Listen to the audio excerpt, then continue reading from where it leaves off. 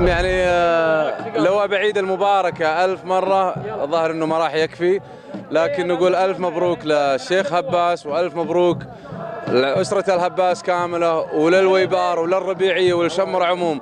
التواجد يعني بالمكان هذا أنا أعتبره إلزامي على كل شمري، لأن هذا البيت يعني له من العراقة ومن النبل ومن الفزعة ما يخلي الشمر يجي من بعيد عشان يحضر.